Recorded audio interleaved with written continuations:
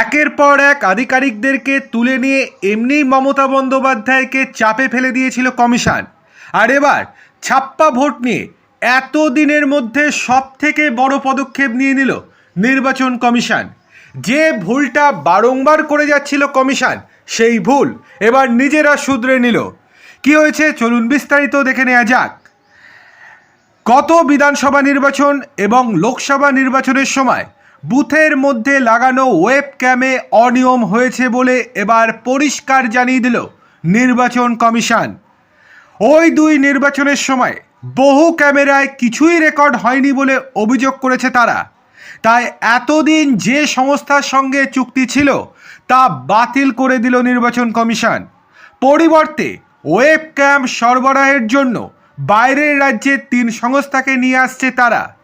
জানা যাচ্ছে গত দুই নির্বাচনে ব্যবহার হওয়া ক্যামেরার রেকর্ডিং খতিয়ে দেখার সময় এই অসঙ্গতি ধরা পড়েছে। তারপরে ওয়েব ক্যাম সরবরাহকারী সংস্থা বদলে ফেলার সিদ্ধান্ত নেওয়া হয়েছে। কমিশন সূত্রের খবর, 2021 সালের বিধানসভা ভোট এবং 2024 সালের লোকসভা ভোটের সময় রেকর্ডিংগুলি খতিয়ে দেখা হচ্ছিল। সেই সময় দেখা যায় প্রায় 30% ক্যামেরায় কোনো রেকর্ডিংই হয়নি। আরও প্রায় 30% ক্যামেরায় ভোট গ্রহণ পর্ব শুরুর আধ ঘন্টা এবং শেষের আধ ঘন্টার মতো ফুটেজ পাওয়া গিয়েছে। ভোট গ্রহণ পর্বের বাকি সময়ের কোনো রেকর্ডিং ছিল না তাতে।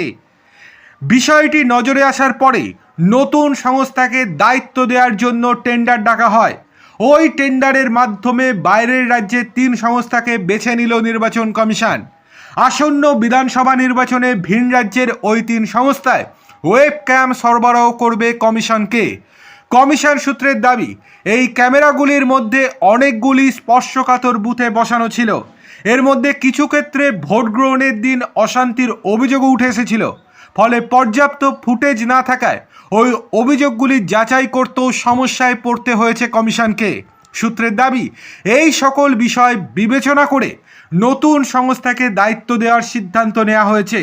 জানা যাচ্ছে নতুন পরিকল্পনা অনুযায়ী ভোট কেন্দ্রের বাইরে এবং ভিতরে উভয় জায়গাতেই ওয়েব ক্যাম বসানোর পরিকল্পনা রয়েছে কমিশনের।